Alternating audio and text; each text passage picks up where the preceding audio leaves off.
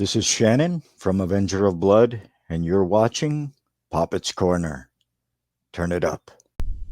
What's going on, everyone? Welcome to another episode of Poppitt's Corner. Thoroughly excited as always to be doing this, and it's long overdue in my opinion, but I got the one and only Mr. Vic Stown of Vindicator and a bunch of other V projects, which we will get into.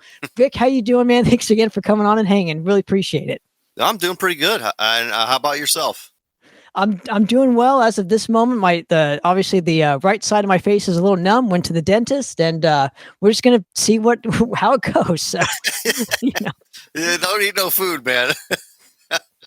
I know I might bite my tongue off. Yeah. So the basis of the show, I'm gonna literally go through your entire career and just tell some stories and learn a little bit about yourself. So if you're ready, man, I'd love to get started and just talk shop for a few. Absolutely. So right off the bat, can you give me some of your first kind of recollections of just hearing music for the first time, and what was the band that kind of did it for you? Well, my brother and I grew up with a band in our basement almost perpetually. If it wasn't live music coming from the basement, there was like reptiles and amphibians in the basement. It's how my dad worked.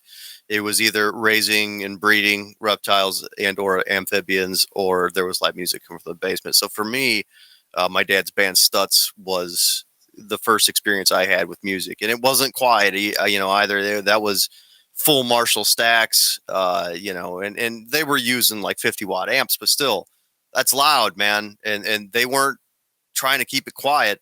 So, it was rock and roll coming from the basement, 85, 86.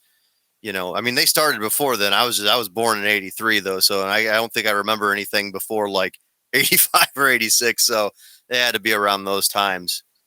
Interesting. Now, what about the overall sound kind of, I guess, like intrigued you enough to want to keep listening? And obviously you were kind of forced to because you were in the house, but were you generally just curious at what your dad was kind of playing, or was this just like you didn't want any part of that specific style of music at the time?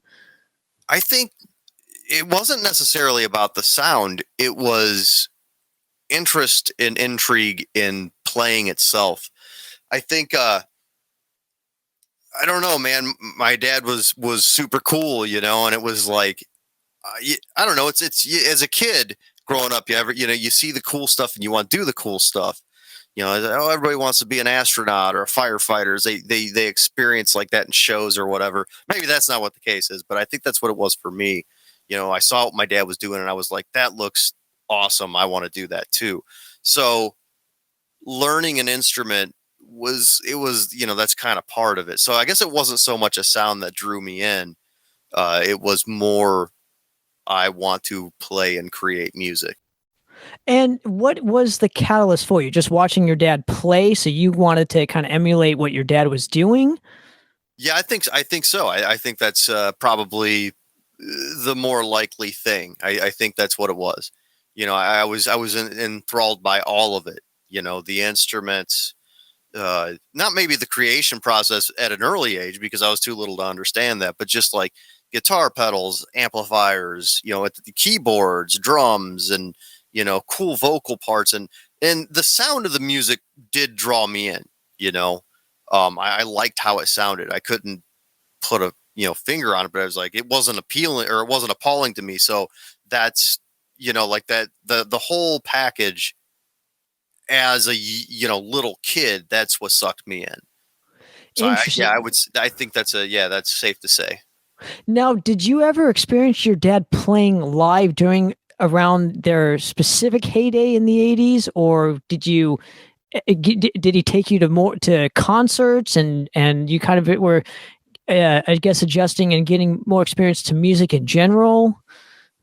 No, actually, I was able to go to one Stutz show because their shows were not kid friendly. It was actually called like the Family and Friends show. So it was on a day that they already had a show, and they weren't all raunchy and whatnot between songs and stuff. My dad's stage banter was much cleaner than it would have been for the 18 plus crowd. But I got to see that. I didn't, it wasn't a full show because this was the 80s. So my dad had pyrotechnics in small clubs and he had costume changes and all kinds of stuff. So we got to see him like play on a stage, and that was neat. I probably had like some figurines and stuff that I brought because that's what kids do, and I probably played with those, but I can, kind of remember it, a little bit. So I shouldn't. I wish I could have experienced a live show. Of course, we have VHS and whatnot of some of their live performances, so I got to experience them later. But I did get to go to that one. I'd get to go to later bands shows though as I got older. So. And what were some of the bands that you were particularly into around this time besides your dad's band? That your dad might have taken you to some concerts or given you some records of? To be honest, I don't know that I ever went. I label my first show as I was 17 or 18 and I saw Kansas at the local county fair. So I don't, if I went to shows before then, I don't recall them. And, I don't think he necessarily thought that, me or my brother would be musicians when we were younger. So, but I did get like music on occasion, really random things that's going to cost me street creds, but like pretty sure I had like Lionel Richie's Dancing on the Ceiling, the cassette. I had Slippery When Wet, the cassette, so I don't know why people got me cassettes. I didn't even have a cassette player, but I had a few cassettes back then. Don't have them anymore. I think my big push to completely dedicating myself to, music came later on in life, so it started when I was young. I mean, that's where my roots are, but I think that, as I got older, that's when it took more of a serious turn for. Sure. Now, what era are we talking about? When was it when you kind of picked up your first instrument, and what was it? Did you want to initially just be a guitar player? It was a guitar just because it was my dad's, and my dad, man, he did not like me touching his stuff, which as a father myself now, I understand why. So I also don't really let my kids touch my stuff.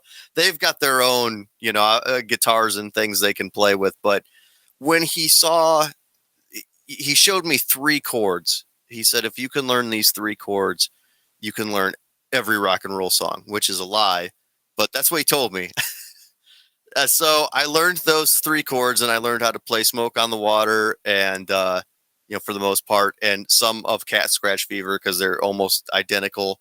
And they saw that my mom and my dad saw I was getting more serious. So around age 12, they bought me an Epiphone Strata copy and a cheap Marshall solid state, like 15-watt amp. And that was Park, if you remember Park amps by Marshall that they did for a while. And they were like, well, here, they didn't spend a fortune on this stuff. That was probably, I don't know, $200 worth of gear, maybe. And they were like, if you're going to do this, here's your starting stuff. And so I stayed with the guitar because, that's I figured that my dad could help me with that stuff, even though he honestly would never go on to show me anything else besides those 3 chords. Everything else I learned on my own, but I don't know. I think I wanted to do it too. I just was drawn to it again because my dad played guitar. My grandpa played guitar. So it kind of was natural for me. Oh, interesting. So did your grandpa ever play in bands per se, or was he more of like a classical kind of guitar player? He played rockabilly. He was in a band called the Jet Tones. That's what they were called.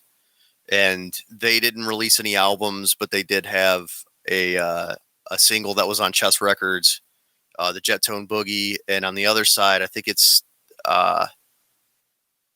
Kansas something or other. And they wrote the song, but some other dude performed it because that was just a thing that they did. Chess Records was like, we'll put your song on the other side, but we need you to be the backing band for this Roy, whatever his name was. So, and there's a couple other, I think there's a couple other, 45s of Jet Tones material. Interesting. So let me go off the beaten path right here and just ask, when were you discovering that your grandpa had recorded music and your dad did your dad kind of show you his music? And okay. Yeah. So my dad, I mean, he didn't really, because my dad's really bad about keeping stuff. So he had meant, it had been brought up, that your grandpa was also in bands. and and I'm in a band too. It's just kind of brought up. I didn't really actually get to hear the 45 for a while in my life before somebody turned up a copy or something. Now as a collector, I have like 3 of them myself, but back then it was a record too. You're talking 1990s, late 90s. It was more difficult to find and play those items than it is now because there was a resurgence in that format. So, but yeah, so needless to say, it runs in the family. That so you can kind of see how deep my roots go in terms of all this stuff. Absolutely. I think there's there's like almost a lineage to it. I've always have found that fascinating that most of us have, either aunts, uncles, dads, grandpas, whoever that have played music before. So it's just always fascinating to hear where the humble beginnings start and obviously where we end up nowadays. So my question to you is so we're talking the mid 90s at this point, right? You picked up your first guitar, I'm going to say around 95, 96, because if I'm doing the math right. Thinking, something like, man, I don't even remember. I think 96 is safe. I think that's the one. So my question is, did you start to notice more people playing an instrument that was in your specific age group around this time? Because we're talking, let me put it in perspective for people that don't even know the area we're talking. You're in Ohio, so I don't know what the overall scene was like in Ohio during that specific time period. So did you start to see more people your age playing instruments, or were you and Jesse, your brother, kind of the anomaly? I wouldn't say that we were the anomaly. So, because Jesse hadn't even started playing drums yet at that point. I started playing with kids that I went to high school with. We started some janky rock band, and we had all the pieces, parts we needed. We had a drummer, we had a bass player, and it was like I got the guitar, and I asked like one of my closest friends, "Hey, you should play bass." I literally it was like that, and he was like, "All right," and like he took some stuff. He had like a trumpet and like a Squire from Wayne's World that they released, and he traded them in at a music place, man, and got this BC Rich Warlock bass. It was a Bronze Series or something, and we had a drummer because the kid was playing. He was playing drums in high school band, and he had gotten a drum kit for Christmas, so it was like, okay, yeah, we'll add him. And then we knew another kid who could also play drums. He didn't have a guitar. We're like, you got to be the second guitarist. So he literally he started some kind. I don't know if you have to edit this out or not, but in high school he had a bucket, and it said the Ed's Impotency Fund. That's what it said on there, and so kids would throw their change in there because they thought it was funny or something. And he literally saved up enough money to buy like an Epiphone, like Les Paul Special or something, a real cheap, Epiphone. He got enough money from that, from kids giving him money in school. So, and there was our band. And then ironically enough, the drummer left, shortly after that. And the kid who saved up for the LP ended up going to drums, where he was also a better drummer anyway. So, and, we wrote dumb songs about like Mega Man and such. So, and while we were doing this, there were other kids in school that had bands. So I would say, I guess, yes, there were not a bunch of people. I went to a farm school, so there weren't a whole bunch of musicians in that school, but there was a small group of people. And then as we progressed through school, more kids started showing up that were playing, but it was always, very small in terms of, jocks to kids who played, instruments or something. There weren't very many of us. Now, around this time too, did this project have a name by chance? Yeah, we were called Leaf. Yeah, Like, real creative. Leaf. We had a website and everything, man. It was just the logo. Awesome. Yeah, it was the drummer and the bassist were real good at coding and shit back then. They were way ahead of their time in terms of the stuff that they could do with computers. They may or may not have hacked into like local colleges and stuff and not gotten caught for it. So But yeah, I mean, like I said, it was, I think all we got done on that website was just like an enter page, but still it was a website. And we had a lawsuit thrown at us by a fake lawyer from another band named Leaf from Texas. So then one of our members posed as a lawyer and countersuited, and they backed off. So yeah, so we were called Leaf. Yeah, real cutting edge there. um, so moving ahead, when was the point when you kind of decided to play in a more speed metal oriented project? Because this is well before the new wave of thrash metal kind of started to boom, but there were bands popping up all over the place in like, the early 2000s to the mid 2000s. So I'm curious when that specific point was for you, when you decided to want to play in a speed metal band, and what were some of the bands you were kind of listening to at that time?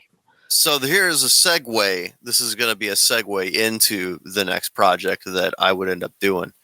So I thought Leaf might actually continue on and play some shows and stuff, because I think we played like 2 shows total, and we started as, I think, juniors or something when things, I don't know. No, it was sophomore year or something.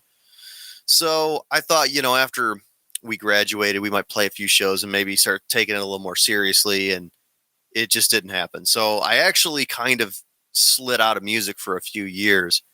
Enter 2003, where another classmate of mine delivers a pizza to my parents' place, and I'm still living with my parents. So I knew that he played music. I wanted to get him in our band. I wanted to get him in Leaf because he was the only kid who knew how to palm mute besides myself.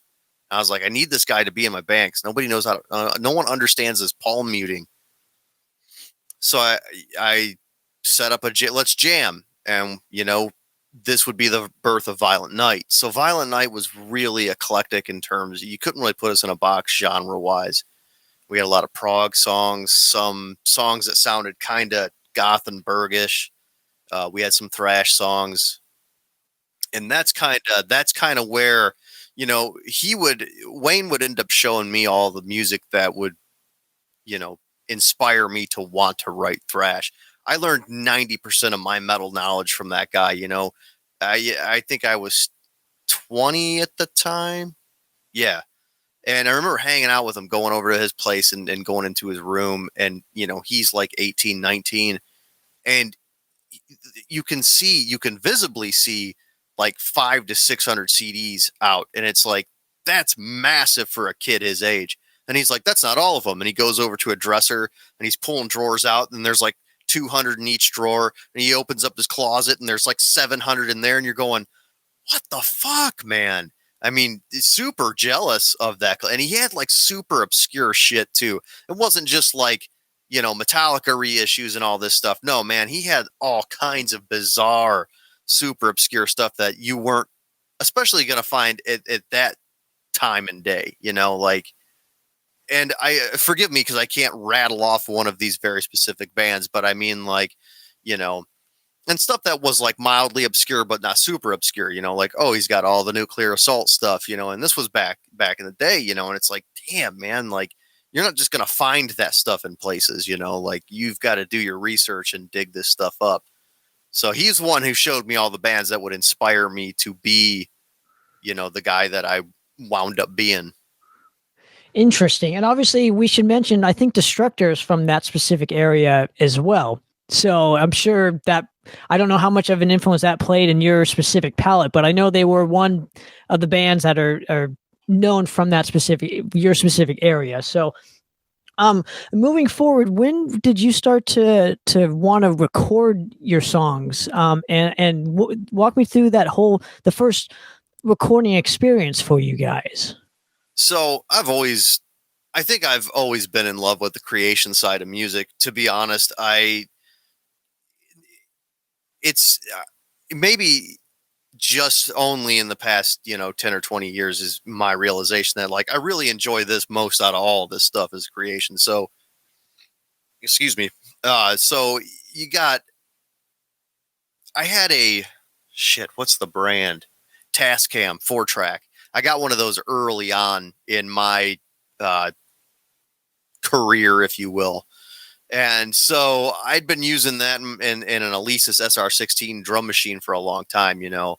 And my earliest experiences are on a 4-track, you know, recording drums, bouncing guitars, bouncing all 3 things over, you know, so I could have more tracks, you know. And that was a lot of fun back then, man. Like back in the day where you're doing that stuff and you're utilizing cassette tapes, and that's my earliest experience was with recording. I would eventually move on to a Roland VS880.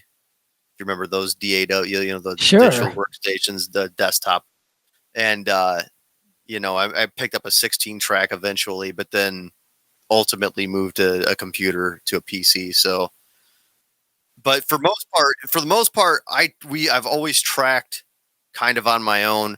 There's a few studio instances in my recording history, and those were always very stressful for me when I was doing my parts, you know. But earliest with a band would be a Violent Night demo. The first one we did, we rented a bunch of stuff from a local Sam Ash, and we tracked in like a loft of a garage, which is ultimately where we would record There Will Be Blood years later. But it was less stressful than being in a studio, but still kind of silly. It didn't come out very well, but you know, we did that I think in a day or 2 or maybe 3 days. We could only rent the stuff for so long, so you know. Now, who was at the helm producing this at first? I think that my dad helped us with that first demo, because I didn't know how to use a mixing console, and so I didn't know nothing about that. So I think he was out there helping us with that. And I don't remember what we were tracking to be honest. It was probably a VS880 or something along those lines. But we rented like a mixer for the drums, a bunch of mics and stuff, and knocked it out pretty quick. But yeah, initially, you know, like my dad, I think, did that one. Normally, I'd be the one helming everything. Later on, I would get, you know, engineers. I mean, once Vindicator started, that was time to get a little more serious, which meant I don't know enough about this, so someone else should do it. Sure. That's what it comes down to. I want to ask you about the yin to your yang per se, and I want to ask about Jesse and his decision to play the drums. Was it just out of necessity because of not having enough drummers in your area, or was he what, in your opinion, attracted the drums to him? I honestly don't know why he started playing drums. So when he was real little, my parents bought him like a little micro kit thing, you know, it was real small, and he always had drumsticks too, which is weird because Stutz's drummer was my godfather, not his. I don't understand that whole concept. But when he was real little, man, he tore up our chair, you know, those old chairs from the 80s that were like wood frames and had like the separate cushions, and somebody had in your family or a relative had one of these chairs. They were brown, and a couple of, you know, brown and light brown and orange, like kind of looking things. And he beat the shit out of the arms of that thing with sticks. And they bought him a little tiny kit, and he beat the shit out of that thing. And then I don't know, he kind of fell out of that and got more into sports. He played baseball for many a year. But eventually I think I was like, hey man, do you want to play drums? And he was like, yeah. And he went from being like just like a real normal, like, yeah, he can kind of do this. And he would come home every day from school, and I shit you not, he would play through the entirety of Rust in Peace until finally it was nothing to him. Which is ridiculous, because no matter how many times I play something real hard, I don't level up like he did, man. He got substantially better in a freakishly small amount of time. And, which made me more, you know, all the happier to have, you know, gotten him. Of course, there was the whole like sibling thing. You know, I thought early on I could be like, I can boss you around because I'm your big brother. But, you know, when Vindicator started, I changed how I handled. Violent Night was a good learning process for, you know, how to handle bands for me. Sure. Now, how much younger or older is Jesse compared to you, Vic? He's 4 years younger than me. Okay. So you guys probably, you know, did you guys want to kind of gel as brothers to have an activity to do so you can be tighter as just family, or was it just out of necessity where you just... Yeah, I think it was just necessity, but I mean, like, I don't know. Yeah, it just was like he'll probably play drums. He can probably play drums, and he's my brother, which worked out though ultimately for us because we have that weird like family thing where we can click a little better than say some guy that I just brought in off the street. So he can read me a little bit better. I think I don't know. It did help us gel. I think there is something to say about that. And did you ever, I mean, hopefully you can be honest with this, with me on this, was there any point of contention where it was like you guys versus the rest of the members? Because sometimes that dynamic is like that with bands with having family members and whatnot. No, Jesse was always against me. So he was always on the other side. I used to be quite a hothead back in the day, which I hope doesn't, hurt in terms of when people look at like our lineup changes and stuff. It's never been, well, that guy's a dick, that's why they left. No, it's always been that person leaving of their own accord and never us being like, hey, something came up in their lives and they had to jet. So, there was never anything like that where he would take my side. He's very non-confrontational and lackadaisical. So I don't know. He just reminds me of like when you see Dave Lombardo in pictures getting his hair pulled and stuff. That's how Jesse is in real life. Like he's like, he's real laid back and stuff. So, but there was never really any moments though where it was me against the band. I mean, unless it was something that we all agreed to do and then randomly somebody was like, well, I can't do that. Sure. Then it was everybody against that person because, well, you signed up for this, this isn't a surprise.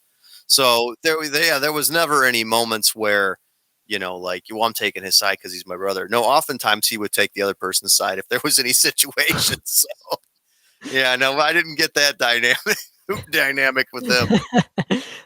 Now, can I ask you about just your name in particular? And I'm just kind of curious because I know there was an Adam Stone in the Stutz. Now, did that inspire you to want to be Vic Stone? No. Totally pulled from a dude that I worked with. That's kind of the history on that one. All right. Short and sweet. I like it. Yes, it's very lackluster. Now let's go to you starting Vindicator, because around this specific time, you were a little bit older than most of the bands that were starting up around this time. And I'm just kind of curious, did you start to notice the new wave of thrash scene at this particular juncture or a couple of years after it had started? So the start of Vindicator, yeah, we had no clue, Violent Night fell apart kind of unceremoniously. And, we weren't done writing music, but we were never allowed to kind of go down the thrashier stuff. Mike kind of wanted to go more progressive. And so simple stuff was shot down quite a bit in the writing phases, which caused a lot of contention between he and I in particular. So when we started Vindicator, we knew that we just wanted to write like kind of punky thrash, with nods to the new wave of British heavy metal and Teutonic type stuff. So we were totally unaware that anyone else was even playing thrash at the time. Like we hadn't even heard really Municipal Waste. And I know they're a crossover band. They're not a thrash band per se, but Violator, none of those bands had crossed our path yet. So we were like, we just want to do this. We like how they look. We like how they sound. That's what we want to do. So we dressed like that and we wrote songs like that. So it was interesting locally. Like when we started playing out live, like no one knew what that was. Those kids had no idea what thrash was, So they were floored. It blew their mind, so that they weren't used to stuff like that. And it was fun for us because it was like, yeah, this is what we wanted to do in Violent Night and never did. So this is really exciting to get this kind of feedback. So sorry, I kind of strayed off a little bit there. No, it's all good. Can you give me the story of how you guys came upon the name Vindicator and initially obviously settled upon the name and whatnot? I can't remember. I've talked about this in the past. There were several names, and I can't remember what the other ones were for the life of me. I think one of them might have been Thrash Hammers. I'm glad we didn't do that. Marshall actually suggested the name Vindicator. He's a big, he was, may still be, I don't know, but he was a big, him and Wayne were both big Warhammer guys. And Vindicator's a tank from the tabletop game. And he was like, I like the name Vindicator. And I was like, sounds pretty cool. So we Googled it. Yeah, we did. Back then, we knew better. We checked the Metal Archives. We checked B&R. We Googled it. There were no bands named Vindicator that were on the internet. So we chose that name. Now you can find like 10 of them. But when we were doing it, there were none. Several of them have started after us. But, it is what it is. Sure. Well, again, but obviously, I want to get to the logo. Obviously, you've talked about this in the past, but obviously, Violators V and Vindicator, right? Look out, it bends the same direction. People were giving us grief about that because we also used red and white color scheme, like no other band's allowed to do that. Like apparently, Guillotine should have seen that Violator cover because they also wouldn't have used red. Apparently, no one knows Creator exists. I don't know. So. Yeah, so we were using red. They're like, oh, they're just ripping them off, and it's like, man, that Violator record didn't even show up in the States until like 4 or 5 years after it'd been tracked. No one knew who that band was. When we picked our band name, no one knew who Violator were, and we also didn't search like V bands with pointy V's. Like we didn't Google search that, so shame on us for that part. But yeah, to give me grief about the V's point. I mean, that's literally the only thing that's the same. And because the one logo they looked at was also red and white. So again, like, I guess Violator has a patent on red and white logos and also pointy V's. But yeah, we did not see the Violator logo and go, we're going to rip them off. That's our plan. Sure. But you guys also started around the same time period. So we got to throw that out there too. And this is in fairness. I mean, I get where they're coming from. Violator started in 2001, I think 2001. And we didn't start until 2005. I get it. But at the same time, we didn't know who they were, or we would have never, I would have never, I'd have been like, we can't do that. And that's still kind of petty to say that you can't do that. I mean, it's such a minute thing. It's not like Warbringer naming themselves Onslaught. Come on now. Right. Love you guys, but come on now. Or Zombie, right? So, so let's go to. Obviously, you recorded a couple demos around this point, and then obviously decided to do a full-length album on your own. Now, was this just out of just necessity? You just wanted to at least get something and have the band be more looked at as legitimately to have a full-length record out and possibly tour on this? Or how did the decision come for you guys to record There Will Be Blood? You're going to love this story. So we did the few demos. I've told similar stories prior, but we did the few demos, and then we took like a year off, which made no sense. We were inactive from 2000 for like all of 2007, I think is what it was. And I mean, I was able to pay off a bunch of bills in that time frame and acquire a van and a trailer. And here's what drove that. I actually moved out of state. I moved to South Dakota with my wife. That's where she's from. And so I got this job and I started paying stuff off. And I think that life, that was going to be life. Everybody kind of was doing their own thing. We did Vindicator for a year. We recorded that, the 2 demos. And I got up one day and Mantic Ritual got signed by Nuclear Blast. And I was like, that fucking does it. And Sarah knew when she saw it too. She's like, well, we're moving back. Bought a van, bought a trailer, and went back. Now, prior to that, I should mention this too, that we were like one of the first bands, if not the first band, offered a record deal by Heavy Artillery. And that was the end of 2006. And so close to doing it. And Marshall went to school, like he started college. And I don't know, man, back then I was a hardhead about, well, you're going to do one thing or the other. We can't do both, you know? And so that's kind of one of the things that spearheaded the shift in hiatus. So came back, and we had an album's worth of material. And, well, we're going to track an album, and we'll just do it ourselves. And that's how There Will Be Blood was done. I mean, we had enough material for a record, and yeah, I think it was to legitimize the band. You know, it kind of came with that. You know, we pressed 1,000 of those. We traded a bunch around the world, kind of get your name out there, you know.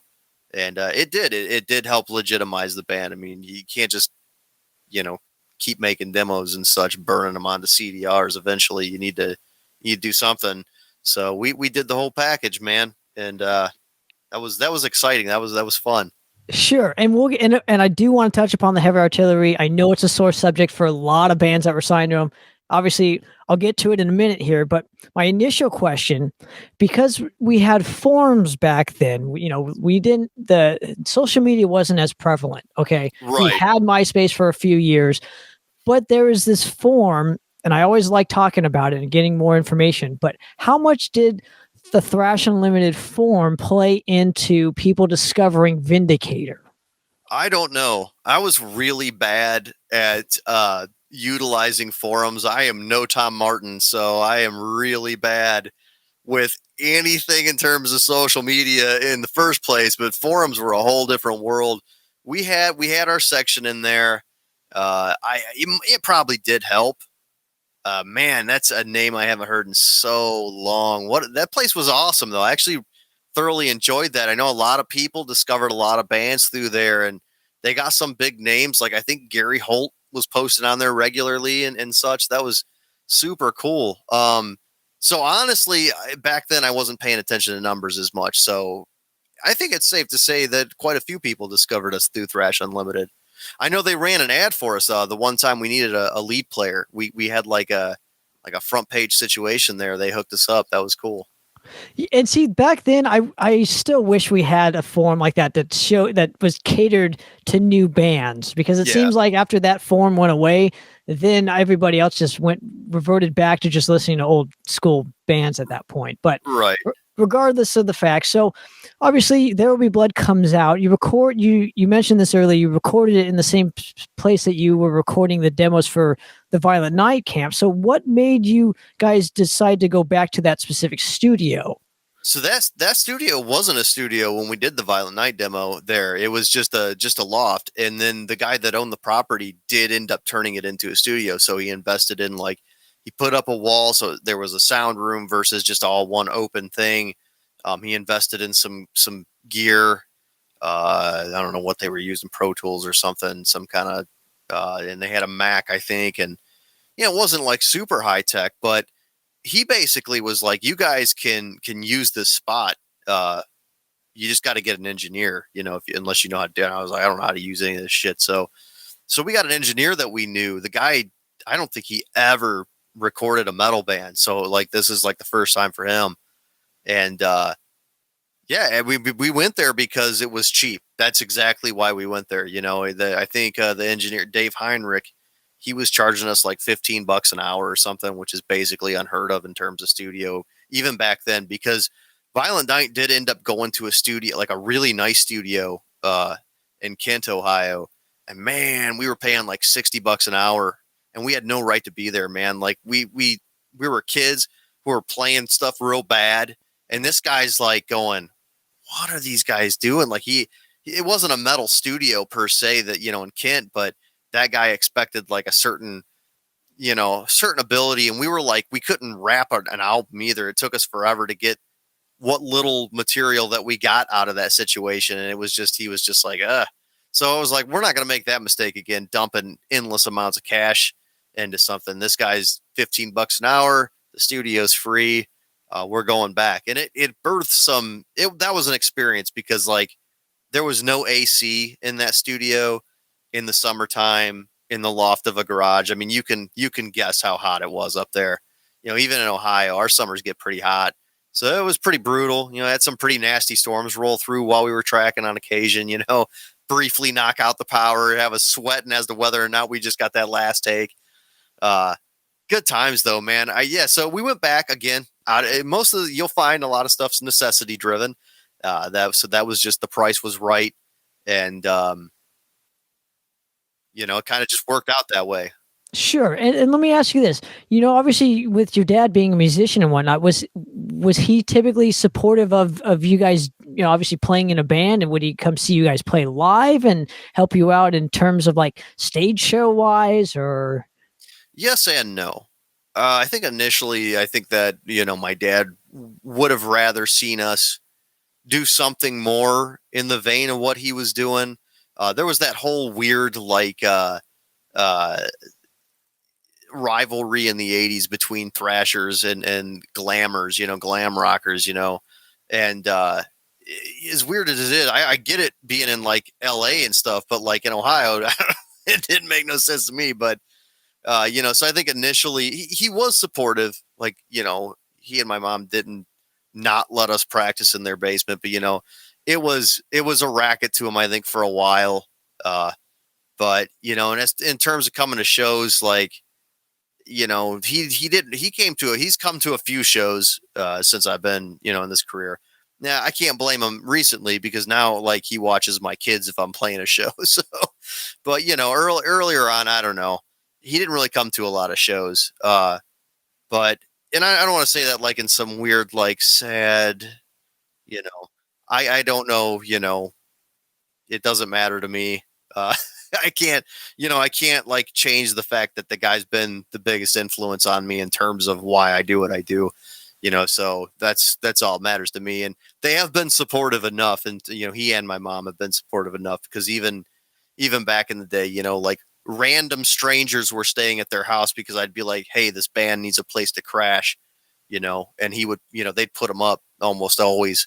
So, they put themselves out for the band, so I guess that makes up for, whether or not he was truly supportive of the sound, or if he, was coming to shows or not.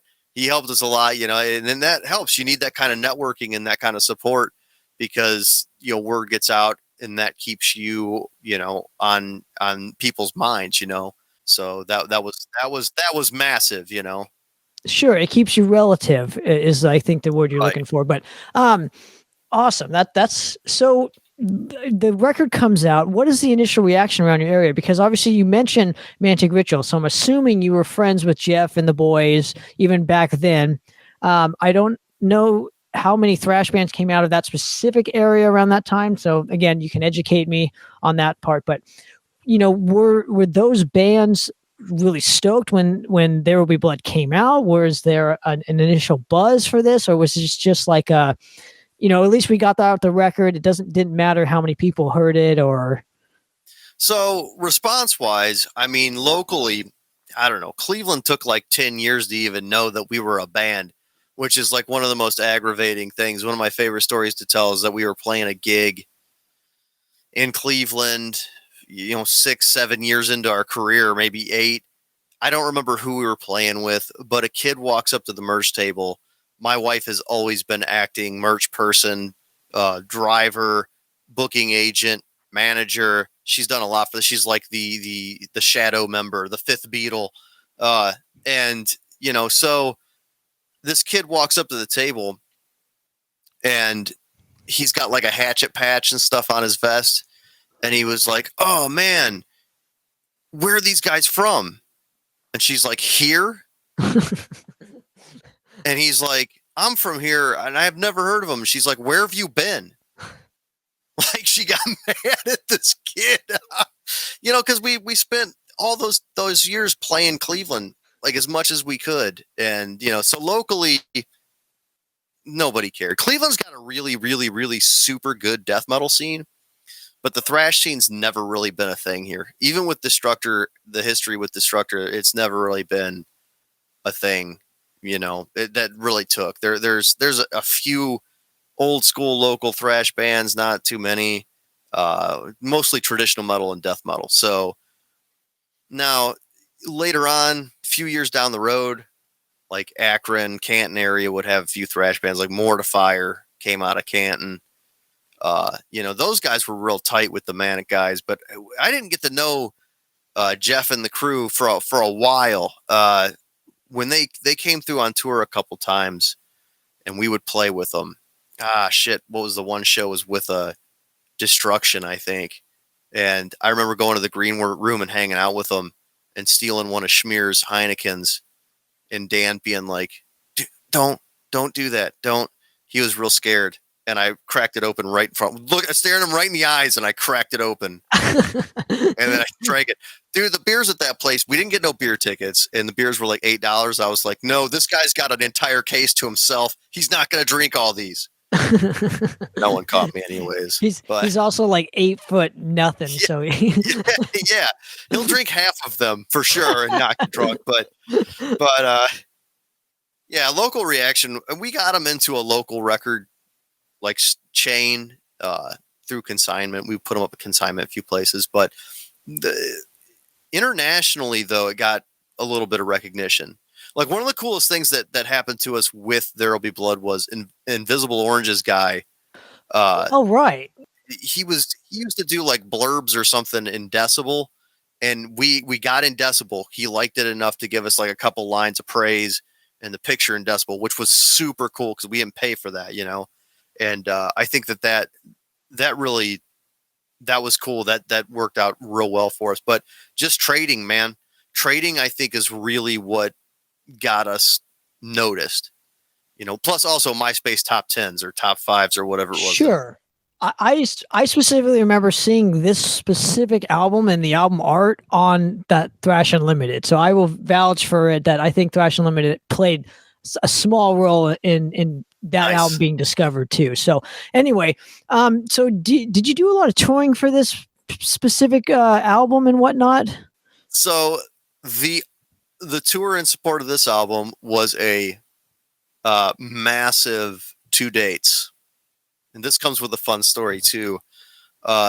So we had written the song Thrash and Destroy in like 2005, 2008 rolls around, and Hyrax puts out Thrash and Destroy. And Caton gets an email from my wife posing as me saying, "What's the deal with that, man? That's our thing." And then leaves my phone number at the end of the email. I don't even know she's doing this stuff. And I get a call. And this is back in the day before I just didn't answer numbers that I didn't recognize. And you remember those days when it was safe to just answer the phone and it was just somebody? So I see this number from California and I'm like, hello? And it's Caton on the other. And he's like, hey, this is Caton. And I'm like, no, it's not. Who is this for real? I was a Hyrax fan. Like, I like Hyrax, you know? And he's like, oh, it's me. And he starts talking to me and stuff. And he's like, I'd like to have you out for a show. And I'm like, yep, well, we're doing it. And he's like, all right, it's like next month. And I'm like, all right, we'll be there. And I get a hold of everybody. And I'm like, we're doing this show. Marshall's like, man, I start school like the day after. And I'm like, I don't care. You're going to fly home, man. Like, we're doing this show. And he was real stoked about it too. He was like, are you serious? And he's like, so he worked it out. But the best part was you probably know, as you know, you can't book a tour in a month. You just can't do it. So we managed to get a show in at Kansas City, and then we had our show in California, and then we went home. So that was our tour in support of it. And me, I took like 400 CDs with me. Well, what if we don't have enough? Yeah, that was our tour in support of There'll Be Blood. Was this the show when you went to LA and there was like nobody there, so they were the people that were there, arms crossed? Yeah, it was. I'm sorry. It was the Hollywood gig, man. It was I'd heard so much about, oh, if you're playing thrash, you got to play in California, man. We're in Hollywood, man. We're in Hollywood playing with Hyrax and Raven, and the only person at the front of the stage is Sterling from Hatchet and his girlfriend. And it was just, and we didn't like let that affect our energy, man. We still kept it on 10. And it was just like, what a bummer, man. There was no energy, dude. It was so sad, but we had a great time. And again, made a bunch of connections, and, you know, all in all, it probably cost us more than it was worth. But I mean, the experience and the connections were pretty priceless. See, that's what I was going to get to. Was I no amount of loss with money, in my opinion, is I think the experiences, it outweighs any loss that you'll get from playing in a band in general. Right. Just because of the fact of, I don't know, man.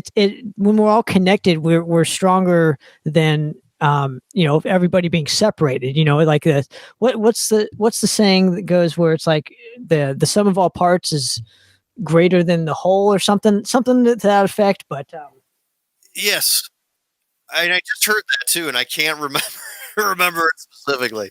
You get what I'm trying to say. But I know that one that you just said. Yes.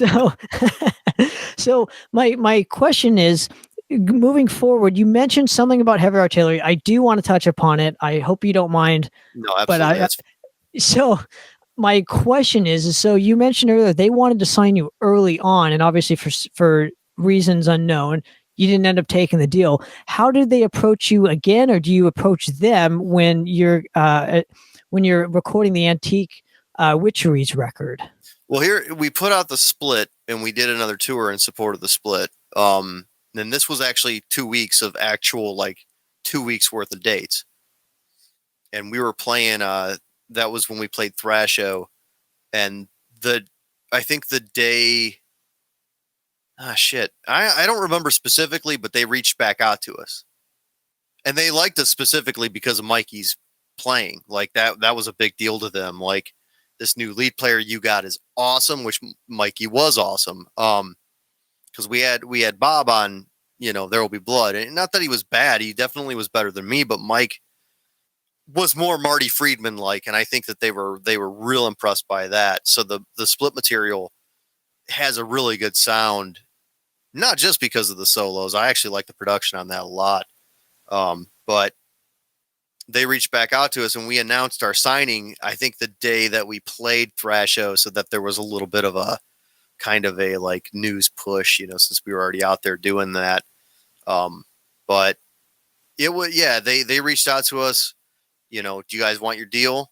And same deal. Well, I should have read the deal to make sure it was the same deal, but, cause it was most definitely wasn't the same deal. So we took it like idiots, cause we just had a family friend lawyer look at the contract, and, he was just like, yeah, that's pretty standard stuff. Instead of saying, you guys are never going to own this music ever again in your life. You know that, right? He didn't say that. He said it was standard stuff. So we took that as, we're safe. Right. Now, you mentioned Thrasho. So which Thrasho did you end up playing? Oh, geez. Who was the headliner? Exhumer. Okay, so that's 3 or 4. 4. I think it's 4. 4. Because I think Evil Dead was the next year. I think that was 5. But so let me ask you this story. How were you approached with doing Thrasho de Mayo? Did you start to play around with Fuel by Fire around this specific point, or? They came through town with MOD, which was a free concert in Cleveland. So we made up a flyer, put them all over the place. The flyer was a free ticket into the concert. And when we were done playing, Esther talked to us, pulled us aside and said, would you guys like to play Thrasho? Yes, of course we would like to play Thrasho. That by far is the best show that we've ever played, because we never got the opportunity to go overseas. That was the closest energy wise that we would ever get to an overseas appearance. That was an intense room. Sure. I've played it myself, so I can vouch for it. But so obviously, Heavy Artillery approaches you, and at this point, I'm sure you're aware of other bands getting signed around this particular point to that specific label, and that label has really become I don't want to hype it up too much, but it seems like it's become this really big deal to be signed to Heavy Artillery these days, and it's really rare to get their stuff. But ultimately, I think Earache owns it, and I think Sony owns Earache, so pretty much you ain't getting any of that shit back. So my question is at that specific point, it was still a new label? Were you starting to see other bands, other friends of yours getting signed to this? And was that an indicator to how, or to why you guys signed as well? When I first started talking to Heavy Artillery, they were different. You know, it was more like a two friends talking. You know, I had a lot of conversations with the label when we ultimately didn't sign with them. And so I thought I had a good grip on, you know, character judgment with these folks too. Turns out I was grossly wrong, but, you know, you live and learn. It's made me more cautious in terms of my music now. But, you know, yeah, I liked what they were doing initially. You know, back then, they were doing what they said they were going to do. They got away from their original thing. They were only going to sign speed metal and thrash bands. That was when they went to sign us that first time. That's what I was told. And then they started branching out and signing bands that just weren't, I don't know, just weren't doing anything for them and were off the, I don't know. They were only going to do US based bands. And I think that they started spreading themselves too thin. And I think that's kind of where that label started to go downhill. But I liked what they were doing. You know, the reason they pulled their name from an Auburn compilation, which, if you're familiar, Auburn Records is out of Cleveland, you know. So Auburn Records had a compilation called Heavy Artillery that had a tank on the front. That's why they were into that. Interesting. I had no idea. Yeah. About So it was cool for me. Like, you know, yeah, I want to be part of this. They seem to be doing some cool things. It appeared they were doing some cool things for their bands. And again, back then, I also, they contacted me, and that's how this works, you know. Sure. Like, you know, I mean, I knew that you sent labels demos, but it was like, they're interested in us. That means they must really want us. Yeah. Right. Well, okay, so let's go to, I mean, obviously, I got to mention this too. The album cover this album cover was initially meant for the There Will Be Blood release. Correct. It got submitted too late at that specific juncture, so you ended up using it for the Antique Witcheries record. Now, when recording this, what did you specifically want to do differently on this one that you didn't get a chance to do on There Will Be Blood, in terms of creativity wise or musically wise, or I don't know, conceptually wise? Yeah, I think that we were just maturing, growing as a band. So, you know, we were going in a direction that I wanted to go, you know. I don't know. There Will Be Blood, you know, like those songs those were the starting point for us. And I think that, you know, we just continued to grow. So I guess I wouldn't say that I didn't get to do anything on, you know, I did anything on the Antique Witcheries that I didn't get to do on There Will Be Blood, but it was a growing process for us. You know, we stepped up riff wise. The solos are better. The production's better, you know, because we didn't, that's another accusation that we get with There Will Be Blood. Oh, I like how they made it sound like it's from the 80s. No, we didn't do that on purpose, man. Like, that is what we paid for. That's what we got. Like, at the end of the day, I didn't go, hey man, can you make that sound like more poor production, lower production values here? No, that's just what we got. And it worked out perfect, stunningly. It really does sound like it came from the 80s. It's very lo-fi. But we didn't do that intentionally. We didn't walk in with that mindset. So, you know, the production on the Antique Witcheries is better. I wish that the Antique Witcheries had the same production that the Split has. We tracked those two releases in the same studio. And in between the Split and the Antique Witcheries, the studio upgraded a bunch of its stuff because it was getting more popular and getting more money. So it was able to do different things here and there. But I love the production on the Split. It's very raw. It's very aggressive. And it works well with those songs in particular too. So, but well, let me ask you this, not to cut you off, but regarding the album cover, did you have a second cover in mind, or was this just like, since we didn't get to use it on There Will Be Blood, let's just use it for the Antique Witcheries, and it ended That's up what it. okay. Yeah, that's what it was. It was we've already got the album cover, so let's use it on this one. Yeah, that was pretty much always the thing. We'll just use it on the next one.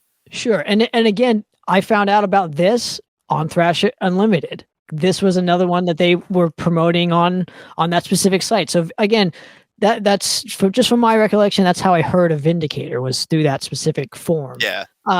Now, did you do a lot of touring during the Antique Witcheries record? Because again, this record to a lot of people is like it's like the album that people discover you on. Right. Yeah. Yes and no. Again.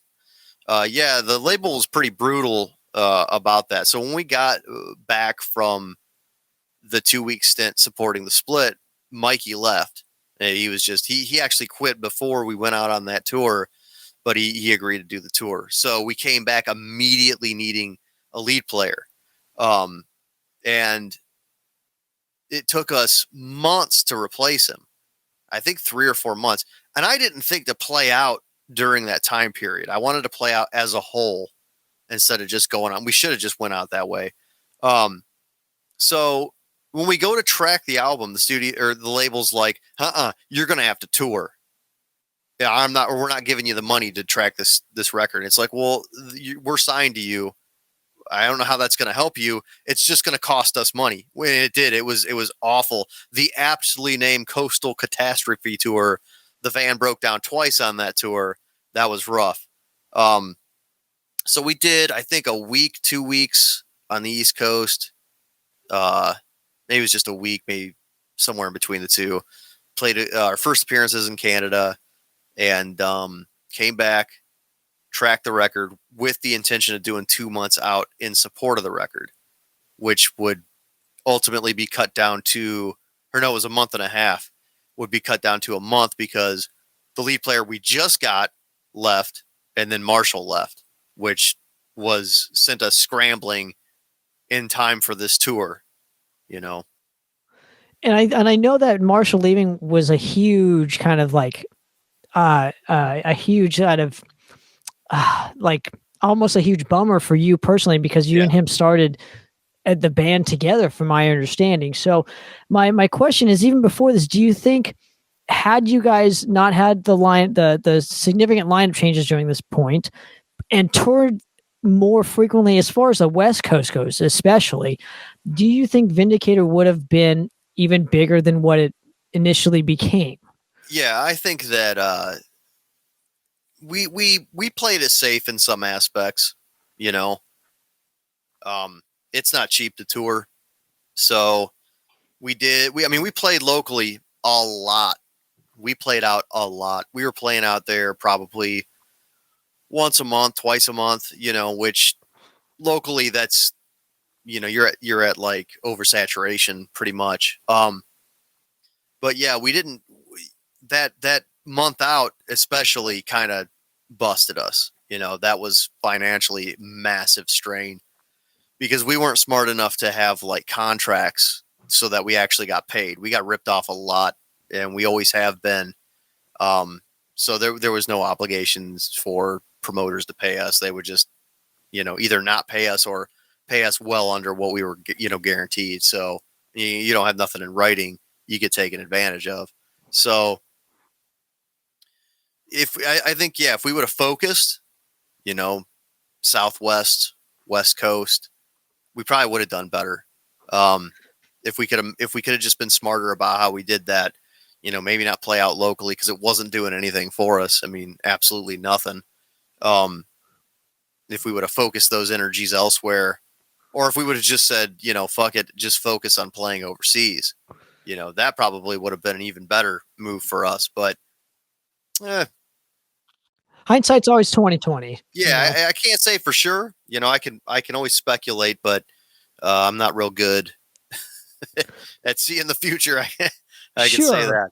Well, and what I'm getting at is, since a lot of our buddies' bands, you know, were signed to Heavy Artillery. I'm going to mention some of them, like Avenger of Blood and Ex Mortis and Vector. So they were, you know, touring a lot. Unfortunately, in Avenger's case, they had the same similar deal that you guys had, where the member leaving right before the fucking tour, and that's caused a huge wedge between the label and them, and just I think though that what I'm getting at is this is a great record. Like this is kind of how I discovered you. And obviously we'll get to it later, but this as well was another factor of how I discovered Vindicator. But moving ahead, you guys, obviously you lose Marshall. This is the first point in your specific career where he's not a part of the new record, the United We Fall record. First time you go into a studio, essentially you and your brother. But so what was that dynamic? How was it different than, say, the Antique Witcheries and just without Marshall? What is the overall dynamic? How has it changed? It's pretty much the same. So tracking United We Fall. Now we've at this point we've got Ed Stevens in the band, who is a veteran local bassist. Ringworm, Shock Paris, and these aren't just these aren't the only things that he's done. He's been in a bunch of bands. He filled in for Steve DiGiorgio live in Charred Walls of the Damned. I mean, we'll get this guy. Yeah, those are pretty big shoes to fill. So I mean, you gotta be fucking good to do that. So he knows what he's doing. James LaRue knew what he was doing. He was also no stranger to tracking and getting performances and whatnot.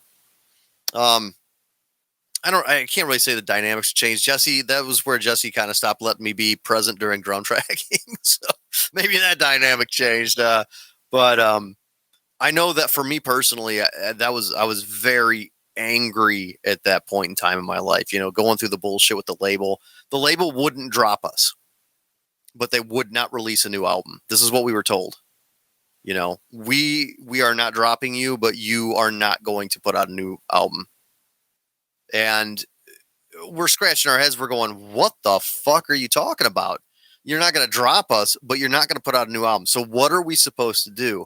And I think it was just their way of trying to fandangle us into, I don't know if we were supposed to leave. I don't know, because the whole thing was they were going down at that point to get bought out by Earache. And I don't know if they dropped us, if that would have jeopardized Earache's acquiring the entire back catalog from Heavy Artillery. But so I was pretty angry, freshly diagnosed with ulcerative colitis. I had a lot of spite in me, man. So I think that dynamic, I had even more to prove at the helm of this band. Now I'm the voice of the band, and I'm tired of getting ignored.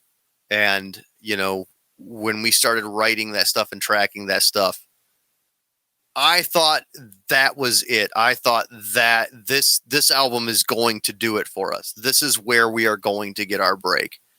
So there were a lot of hopes riding on that one.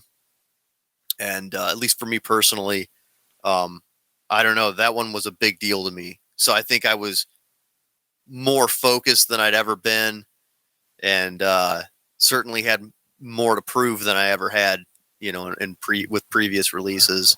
Sure. And so let me ask you this. Obviously you only did the one record with Heavy Artillery. Did you guys have to owe them a couple more albums after this? So is that the reason why they weren't going to drop you, but also they weren't going to release anything? So I'm just kind of curious why you couldn't go elsewhere. I mean, the way that they worded the Earache thing was real weird. They said, you can opt out of this contract. I mean, this is later on too. You can opt out of this contract, or you can be absorbed by Earache, where they may or may not choose to work with you. And we were like, okay, then we're going to opt out.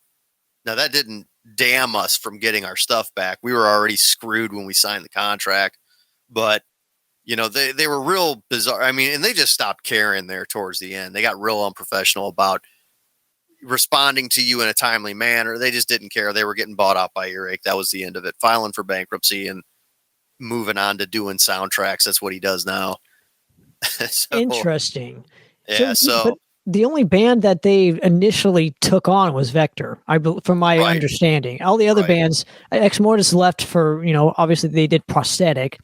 Right. So they they made their bones per se. They Right. one of the lucky ones, but a lot of you bands sadly didn't. And going forward, how did Slaney Records approach you to release United We Fall at this point? So we had worked with Slaney on the split. We were pretty close with the label. Like my wife and I did graphic design work for them. We always sent bands to the label that, we thought were good bands. Possessor was one of those bands, and that album did really well for them. So when we were back on the market looking for a home, Slaney had approached us. So there again, that was that whole, he came to me. So I reached out to him. I said, we're going to do a new record. Do you want it? And he did. He wanted it. So that kind of set that off. And this is the point. Obviously, you mentioned James LaRue. So, what does he bring to the overall dynamic of Vindicator now that you hadn't had on a previous record? James is such a phenomenal player because he can do shreddy stuff. He can do super melodic stuff, and he's incredibly talented. Extremely gifted when it comes to unique phrasing and things. Man, that guy brought something that not too many bands get to experience, period. He's absolutely a genius. So, I mean, we knew he was good from, White Wizard, but yeah, he brought a lot of creativity to he stayed subdued. He didn't want to change the dynamics of the sound. Pretty much that's almost verbatim. Don't want to change the dynamics of the sound. But there were instances, I remember, I think it's in the title track on United We Fall. I was like, there in the middle of the song, I was like, something needs to go here, like an interlude. And I was like, I'm going to walk down to the store and get a coffee. I'll be right back, because I needed a coffee. And the closest store that had coffee was, I don't know, 15-minute walk or something. So I went, grabbed the coffee, walked back. By the time I got back, though, this is the mind-blowing thing. He had an entire interlude in the middle of that song. The whole thing was done. What you hear on the record is the thing that he wrote and composed. All of it, all the instruments too, because there was no bass for an interlude that didn't get tracked. He wrote that. He wrote all the guitar, everything. I think he even might have done the drums. Everything in that interlude was him in 1/2 hour. And it blows my mind that he pulled that off so fast. So we were able to get a lot of stuff where, like, some critical things and some good producer roles, like, try doing this again, or I'm going to move this guitar part over here, oh yeah, that makes perfectly good sense. Like, I'm going to change some things. What do you think? So we got somebody who was experienced with that stuff. I mean, ultimately at the end of the day, we got somebody who had toured internationally, played some of the biggest stages, worked in some really good studios. He knew a thing or two. So it was nice to have like a veteran of that aspect in the band, not just playing wise, but the engineering and production side of things. So, I mean, he engineered and helped produce that entire record. So it sounds like he adds a lot more color to each of the bands that he performs on. That's just my interpretation, especially with the fluidity of his playing. That again. So obviously, let's go to the Sleeping with Evil EP now. Just walk me through this recording experience compared to the United We Fall, and in terms of touring. I don't know how much you toured in the United We Fall era. So if you can walk me through that, that would be awesome. United We Fall didn't really get a proper tour. I think we did a few small runs. I think we did one with Lich King. I think it was like 7 dates, maybe 6, something like that. So there were a few small, we played Slaughter by the Water on it. Or no, we didn't. That was prior to United We Fall, because we also got a new bass player who left immediately after Slaughter by the Water. Like, we never saw him again. He flew to Washington to go camping, and he just never came back. So we got Ed Stevens. So it got a couple small things here and there, nothing substantial. Sleeping with Evil, it was the exact same recording process because it was the exact same time. Here's what happened there. Slaney initially wanted extra material because they were going to release like a limited 7-inch along with the CD, which always boggled my mind because I was like, you're talking about releasing an EP essentially with an album at the same time. And it just didn't make sense to me. By the end of it, though, the cost of the CD drove that possibility out. So we actually had a bunch of tracks left over, and we ended up cutting one, which is the first time we've ever done that. When we go into the studio, we track the songs that we have. There's no leftover material. You use what you have, and it all gets used. We didn't get the opportunity to be like, this song's not working out. So initially, Destruction of Justice for some reason, wasn't sitting well with me, and we ended up pulling it. So we put it. It's because I didn't like my vocals on it for some reason, and so we put an instrumental version on Sleeping with Evil. We already had Sleeping with Evil recorded. The Nuclear Assault retrack is from that session too. We also pulled that off. We released that. We did a crowdfund for some merch, which I know some people are appalled by that, but that's how we did it. We released that as a special, like, exclusive single, as one of the tiers. You pledge so much, but it would wind up on this as well.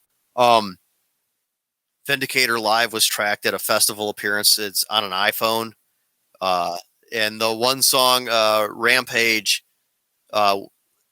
was partly tracked on to tape in a studio in Cleveland. Jim Sadis from Nunslaughter was like, you guys got to experience tape. And so we went in, we tracked that much of it, and never really got done. So we completed it on the other side of it. So I think we tracked vocals, leads, and bass just when we were doing it during the United We Fall sessions, and released that as sort of as a demo. But yeah, most of that material is left over from United We Fall.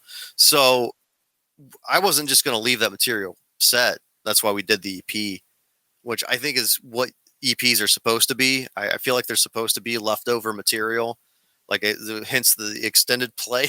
But a lot of people just will track 4 songs and they're like, it's an EP. Where'd this material come from? I'm getting critical now, but I think that's those sessions were the same. Some of the stuff was tracked at different times, but the bulk of that material was all tracked during United We Fall. Interesting. And especially with crowdfunding, I'm just going to say this too. As long as you fulfill your end of the bargain, like some bands didn't, I think crowdfunding is perfectly fine. All right. We're not going to mention them. I'm not going to call them out, but they know who they are. Now, let's go to your Volcana experience and your decision to work with Jeff Potts. One of the best decisions I've ever fucking made. That dude, he is absolutely probably my favorite lead player, because he's a lot like James in the sense of how he writes, except his two styles are very different from how James has got the shred and the melodic. Jeff's got like this wild neoclassical thing that oh man. So, I mean, I didn't know this dude was going to unleash like a torrent of amazing walls of sound on me when he signed up. I knew he was a good lead player. I knew that. Certainly didn't know he was as capable as this. You know what I mean? So Jeff, I actually talked to about joining Vindicator, and because once again we were down a lead player. That's our thing. It's like Jeff Waters with vocalists is Vindicator with lead players. And he was into it. He was into what I was talking about, like how we're not going to play out too much. Maybe we'll do some shows here and there, and we'll just link up for those. And, you can track where you are. I used to be everyone's got to be here in the state with me kind of guy. Like, the band doesn't work unless everybody's here and we're hanging out. There's still some truth to that, but I'm much more lenient today. If you probably know Billy, Zahn lives in Montana. So yeah. So I talked to him about joining Vindicator. He was into it. And I was like, I also got this other thing, but I don't know. I don't know if I want to do it. I had Eric Nelson made a post on Facebook one time about alternate tunings. I've been playing guitar for way too long to only have stayed in the tuning that I was in. And I felt dumb when I was like, man, I should really look up some of these other tunings. And I decided to play like in C standard. I tuned my guitar one day to C standard, and I was like, oh, look at this. I can play some of the Sword songs. And I was real into the Sword at the time, you know, so I busted out a few songs that I was like, well, I absolutely can't use this for Vindicator. And I just kind of sat on them, you know. Well, fast forward to, you know, me talking to Jeff about Vindicator. I was talking to my Sweetwater rep, who happened at the time to be, he was the frontman of Mortifier, Pete Van Horn. Well, he played drums on the first record, then he became the frontman on the second one. And he's like, you know, man, I know Vindicator's got the branding, but you should really try this new thing. All right, I'm going to do that. So I get a hold of Jeff. I'm like, hey, you want to do this? It's kind of like the Sword. And he's like, yeah, man, I'm up for whatever. Just hit me with some music. So then I get a hold of Glenn Monturi, who had toured with the Seven Witches when Vindicator toured with them in Vicious Rumors, and we became pretty close. I'm like, hey, man, I got this thing. He's like, yeah, man. So yeah, the conversations were much more drawn out than that. But so I start writing these songs for what is probably going to be an EP. I kind of had an idea fleshed out of what I wanted to do. I think I was going to do a 4-song EP, release it that year, whatever. And I got really guilty, like genuinely guilty about not focusing on Vindicator, which had nothing going on at the time because we were down members. At that time, Jesse didn't even really want to do it anymore. And so I put out feelers for a lead player and drummer. I got like 2 people, 1 for each position. And I just said, man, I can't do this. And that's where Volcana comes back. I'm going to focus on this then. And we ended up getting the 2 songs done for A Line Among Jackals, which is basically a single because it's just 2 songs. People call that an EP now. It was just 2 songs. And I wanted to have that done in time for a fest that I was going to so I could like hand them out. I was actually going to make the singles. I didn't have enough time to complete it, so I just handed out download cards, you know. Well, some of them had codes on them. Some of them said email me for code so I could get email addresses. It didn't work out too well, but sorry, that I drew that out, but that's kind of how that started off. Sure. Now, where does Volcana come from? Because I could have sworn there was like a Brazilian band with that same particular name, but there is. And this one, I'm not sure I Google searched prior. I think I only checked the Metal Archives for this one. And I used that as my justification for using the band name. I did. I don't want to get like sued, but I did pull that from Secret Wars. It's a Marvel baddie. She's on the bad guys team in Secret Wars. And I was like, that's a great band name. So I'm stealing that one.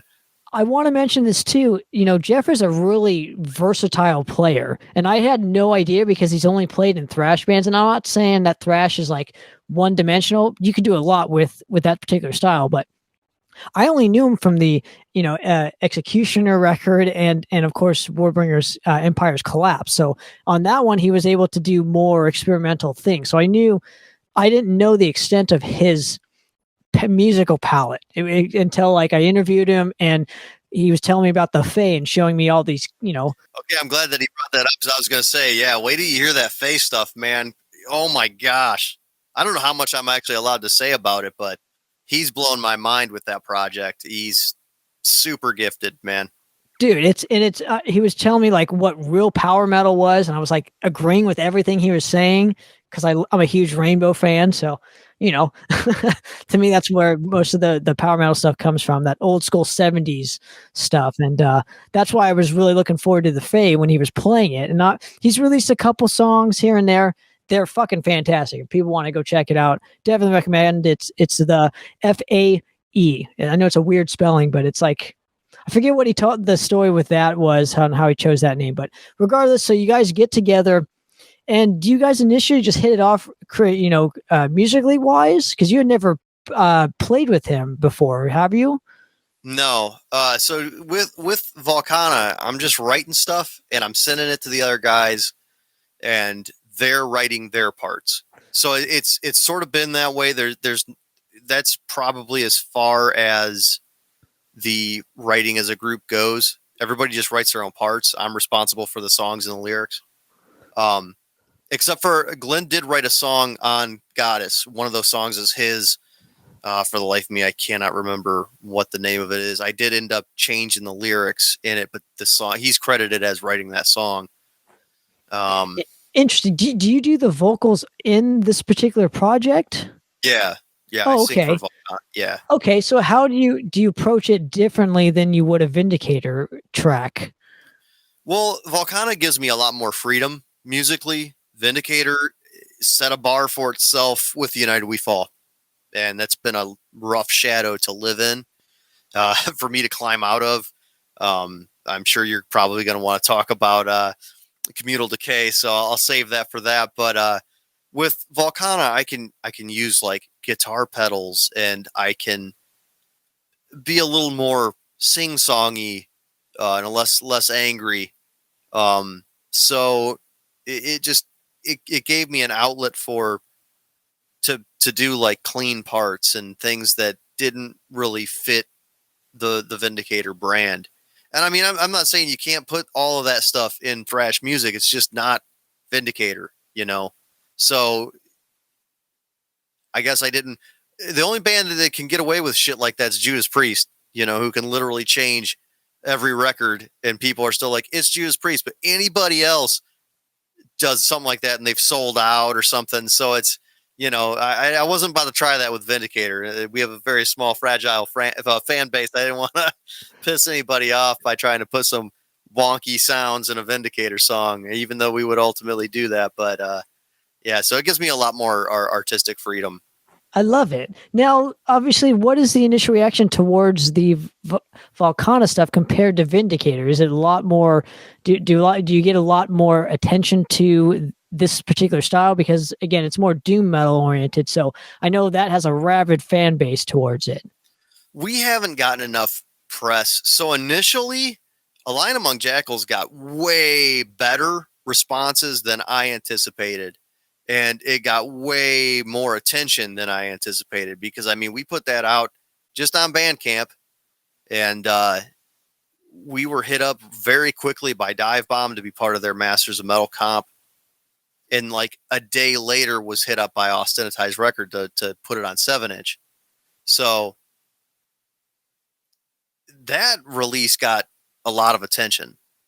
So we were really excited about Goddess of Flame. We thought, oh yeah. And I mean, it didn't even take us a year to get that stuff recorded. It was, I think, under 12 months, and we had our full length out, and it was like no one knew who we were. So word to the wise, get yourself a PR firm if you want people to notice you. Even when you're signed to a label, do your own PR. Just going to throw that out there too. Yeah, absolutely. Now let's go to, man, you're in a lot of V bands. I'm just going to throw that out there. You know, I could probably stump you with a couple things though. I have been, I don't know, some of this stuff's not documented, but I'm also in Black Fang with my brother. I've talked about it a few times. It's not out there real big because it was started as a joke band, and he and I wanted to keep complete anonymity because we wanted to pose as like, we just wanted to be silly guys wearing costumes. But I let the cat out of the bag a while ago that is also us. And I did a band called Children of the Horn, which is also like a ska band or something, or a trumpet band. I didn't care though. I was going to use the name. Didn't care. Well, I think that's where Spiders came from with Communal Decay. See, I've done my homework too, buddy. Now, you were also in Cryptic Stench, I think. Yes, that was an early project. So again, I'm just giving you shit because there's so many V bands. That's all. Yeah, no, there really is. People are super curious about that, and for a while I did like it. I liked the. It was just a fun thing about me. It was like, yep, there's that Vic Stown, and he's in all those V bands, And I mean, it held up for a while too. It was like, yep, that's me. I only join bands that start with V. You got to change your name if you want me to be in it. It's fucking awesome. Fucking awesome.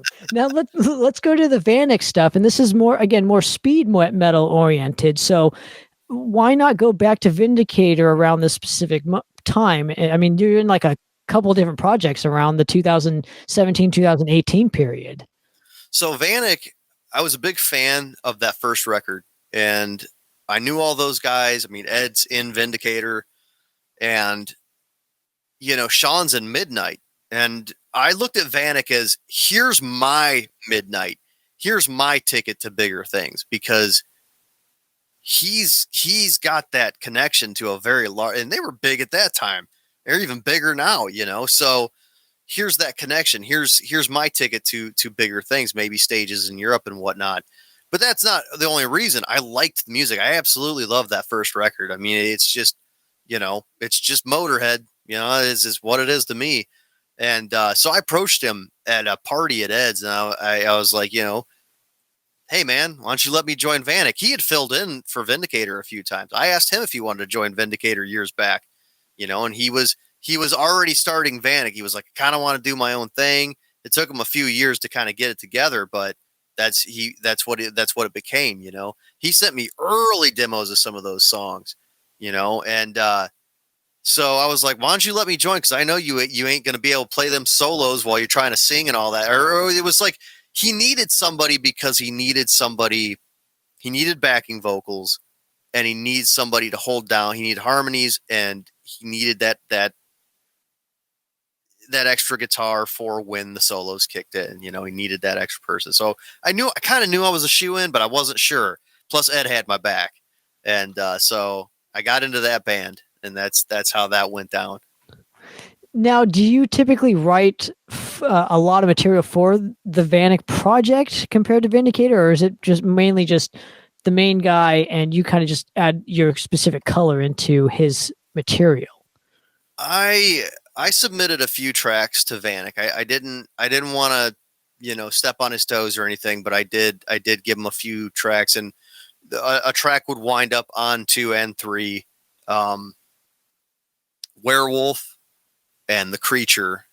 Those are songs that I didn't, I'll be honest, like I wrote aspects of them. So Werewolf happened while we were tracking live for Vanek 2. And I was just screwing around and came up with a riff. He liked it. And it's like the main riff that you hear. I think, I don't know. It's one of the riffs in the songs. Actually, I don't remember which one it is, but it's like one of the riffs in the song. And he liked it, and he held on to it and made a song out of it. Sure. So Creature though, I submitted, and he rewrote. So it's more his song than it is mine, but he credits, he did give me credit for it. And do you tour a lot with Vanek? Well, I ended up playing like 2 shows. Vanek didn't play live hardly at all. Sean, that's like a Halloween only band, so shows could only happen in October. You figure in Midnight. So we played 3 times total, or was it just 2 times? Interesting. So this is, again, just like Volcana, where it's like a studio project. Yeah. So Sean wasn't opposed to playing live or doing any of those sort of things, but they couldn't interfere with Midnight, which makes sense.